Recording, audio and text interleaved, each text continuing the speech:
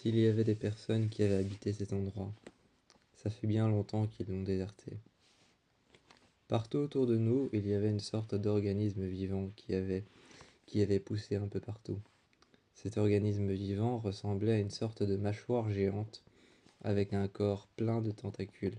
Ça ressemblait plutôt à des racines. Cet organisme vivant ressemblait à une énorme plante carnivore. Alors que cet organisme vivant poussait, il avait des yeux blancs. Il avait des yeux blancs, parfois à la place de ces yeux blancs, il n'y avait rien, juste un trou noir et vide. Il avait une énorme mâchoire avec plein de petites dents pointues. Ce n'était pas pour ça qu'il n'était pas dangereux. Il bougeait rarement, ou alors très peu.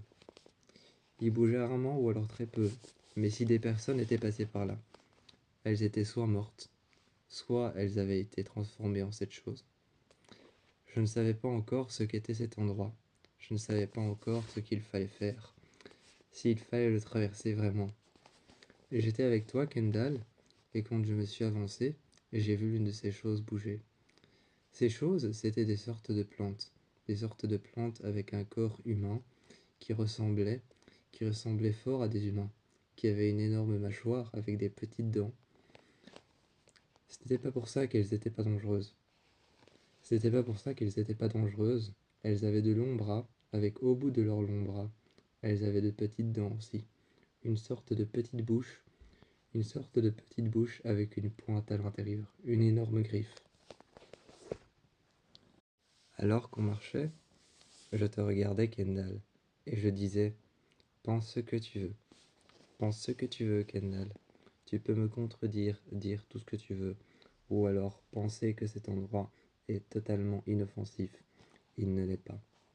Ces choses qui y a autour de nous sont peut-être simplement... Ces choses qui y a autour de nous sont peut-être simplement des plantes. Elles sont peut-être tout simplement des plantes. Elles sont peut-être accrochées au sol par des racines, mais leur seule mission, c'est de nous dévorer. Leur seule mission, c'est de nous dévorer. Cet endroit, si peu sain, si malsain et horrible, qui ressemblait à une forêt morte, était bel et bien le niveau le plus horrible que j'avais pu croiser. C'était bel et bien le niveau le plus horrible que j'avais croisé. Dénué d'humanité, il n'y avait plus aucune maison. À partir de là, il n'y avait plus aucune maison. Il n'y avait plus aucun immeuble. Juste un sol. Juste un sol avec par terre des énormes racines qui se reliaient les unes aux autres. À l'intérieur de ces racines, il y avait du sang noir et un peu rougeâtre. Du sang noir un peu rougeâtre et visqueux, pas tout à fait liquide comme le sang. Quand on coupait une racine, ce sang qui était un peu visqueux et qui était un peu noir coulait, mais il se liquéfiait par la suite. Il se liquéfiait par la suite comme de l'eau qui tomberait sur le sol. Ces choses étaient vivantes. Elles nous regardaient de temps en temps, j'entendais un œil bouger. De temps en temps, je les voyais bouger très lentement. Je voyais une bouche s'ouvrir ou alors se fermer. Parfois dans mon dos, je sentais la présence de leurs bras, leurs longs bras désarticulés. Leurs longs bras désarticulés comme un pantin avec des ficelles. Je les sentais dans mon dos. Je les sentais venir vers moi.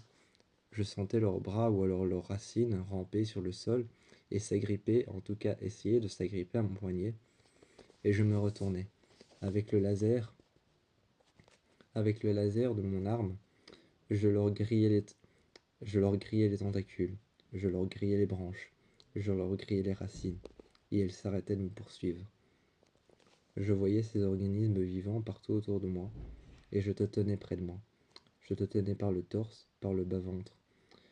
Je te tenais par le torse, par le bas-ventre, par les épaules, près de moi.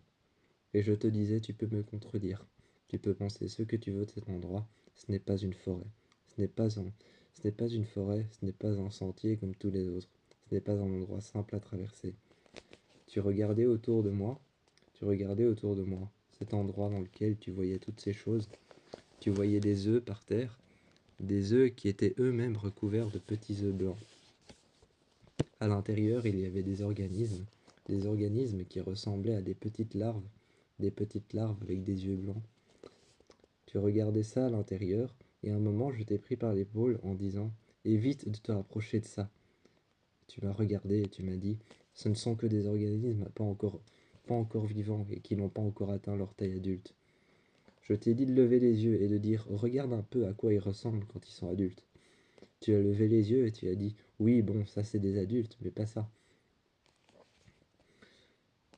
J'ai regardé cette chose et je l'ai poussée un petit peu avec mon fusil. Elle a bougé, elle a ouvert sa gueule. Et je t'ai dit, regarde maintenant le nombre de dents qu'il y a à l'intérieur. Qui sait de quoi sont capables ces choses? Qui sait de quoi elles sont capables? Qui sait ce qu'elles veulent nous faire? Elles sont peut-être pour le moment statiques et pour le moment elles ne bougent peut-être pas. Mais qui sait de quoi elles sont capables? Continuons à avancer. On a continué à avancer et on s'est protégé derrière l'une de ces choses qui avait l'air morte. Elle avait l'air d'être morte brûlée. Brûlée parce que mon laser les avait déjà brûlés. Mon laser les empêchait d'avancer. Elle avait peut-être été morte brûlée par un climat tropical, ou par un climat terrien qui ne lui suffisait pas, ou alors peut-être par un éclair qui avait touché le sol, ou peut-être simplement par du feu qui avait été déclenché. On s'est caché derrière cette chose morte et il y avait une deuxième chose qui était en train de pousser dessus, comme si une deuxième chose avait pris son cadavre pour un arbre. Elle était en train de pousser dessus et moi je la regardais. Je la regardais, je te tenais contre moi. Tu étais en train de prendre ton arme qui était tombée par terre. Je t'ai dit de l'abandonner là, de ne pas la prendre, de ne plus la prendre. On a parcouru cet endroit et nous sommes arrivés de l'autre côté. La voiture est arrivée, mais elle a été maintenue de force par une de ces choses. J'ai dû la couper avec une machette que j'ai saisie dans mon dos. J'ai pris une machette. J'ai dû couper le bras de cette chose. J'ai dû couper les racines de cette chose qui retenait la voiture en otage, qui retenait ses roues. La voiture était en train d'accélérer le plus vite possible. Je voyais les roues tourner au travers des racines qui retenaient la voiture. Quand j'ai coupé les racines, le sang s'est liquéfié. Il était d'abord gluant et noir, un peu rougeâtre, avec des reflets rouges sanguins. Ensuite, il s'est liquéfié et il est tombé au sol. Cette chose a disparu et a ensuite lâché la voiture. Comme si elle était vivante, j'ai entendu une sorte de respiration sortir de ses branches, sortir des bras qu'elle avait, qui étaient des longs bras avec une petite bouche au bout et avec une sorte de pointe qui sortait. Une sorte d'énorme dent qui sortait de sa bouche avec des millions de petites dents. Quand j'ai regardé cette chose, elle a lâché la voiture. La voiture a ouvert ses portes. On est rentré et on s'est retrouvé en ville. En ville, j'avais pris une racine que j'avais mis dans un bocal. Je l'ai conservée, je l'ai mis dans du contenant. Quand je l'ai mis dans du conservant liquide, j'ai regardé cette chose. Cette chose déployait d'autres branchies et commençait à grandir toute seule. Minute après minute, elle devenait plus forte. Elle s'attachait aux parois et moi j'étais sur la table. J'étais en train de regarder cette chose qui était en train de vivre à partir d'une simple racine coupée. Peut-être que c'était parce qu'il y avait encore du sang à l'intérieur. Quand on était rentré, tu es venu à côté de moi et tu m'as dit abandonne un peu cette chose. Je t'ai dit que je ne pouvais pas, que c'était impossible pour moi. Pour moi, c'était impossible d'abandonner cette chose. Je ne pouvais pas, c'était trop bizarre. Et il était hors de question qu'on retourne là-bas. Tu m'as dit qu'il fallait qu'on y retourne, simplement pour pouvoir passer ce niveau-là. Mais il n'y avait personne dans ce niveau-là. Je t'ai dit qu'on n'y retournerait pas. Il n'y a personne, il n'y a pas d'ennemis, il n'y a pas d'équipe à affronter. Il n'y a pas de personnes dans la rue qui ont une arme comme nous. Personne n'est coincé dans ce jeu. Là-bas, personne n'est coincé dans ce jeu. Personne, personne ne peut nous affronter. Personne n'est une équipe adverse. Là-bas, c'est un désert. C'est un désert avec des plantes. Des plantes sauvages qui sont bien décidées à nous tuer. Alors, retourner là-bas, ce serait une mission suicide. Tu m'as regardé ce soir-là, tu as déchargé ton arme, et tu m'as dit, mais il faut qu'on y retourne. Je t'ai dit que sur la carte, ces choses étaient classées aliens, et que cet endroit sur la carte était classée zone 0. Une zone 0, c'est une zone qui n'existe plus. Ensuite, tu m'as regardé et tu m'as dit « Oui, mais elle n'est pas classée zone fantôme. » Une zone fantôme, c'est encore pire. Une zone fantôme,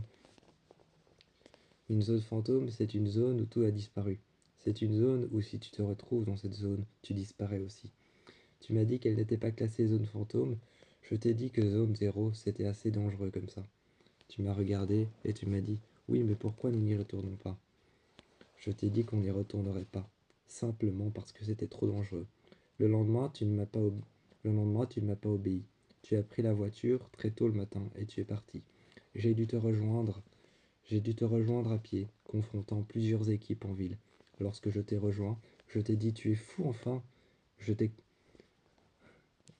regardé, je t'ai dit tu es fou enfin, je t'ai pris par l'épaule, je t'ai jeté au sol. Tu as trébuché, tu t'es rattrapé sur l'une de ses racines, réveillant l'une de ces créatures. Je t'ai dit mais tu es fou, et tu m'as regardé. Tu t'es relevé avec ton arme et tu as tiré sur l'une de ces choses.